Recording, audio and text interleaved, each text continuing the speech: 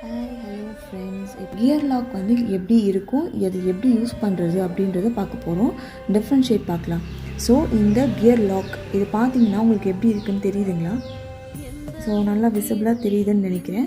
ரொம்ப இது வந்து எப்படி இருக்குன்னா சப்பையாக இருக்கும், ரொம்ப திக்காக இருக்காது. ஓகேங்களா?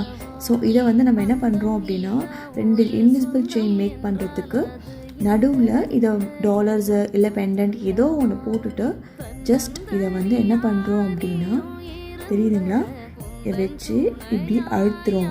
இப்படி அழுத்துனா இந்த மாதிரி வந்து என்ன ஆகிக்கும் அப்படின்னா லாக் ஆகிக்கும். ஸோ இதுதான் வந்து கியர் லாக் அப்படின்னு சொல்கிறாங்க. ஸோ சில பேர் வந்து என்ன பண்ணுறீங்க அப்படின்னா இந்த பீட்ஸ் இருக்குங்களா, அங்கே பாருங்கள்.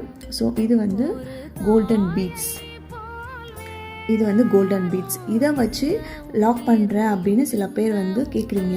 ஸோ இது அப்படி கிடையாது. இதை வச்சு நீங்கள் என்ன பண்ணுறீங்க அப்படின்னா ப்ரெஸ் பண்ணுறீங்கன்னா இங்கே பாருங்கள்,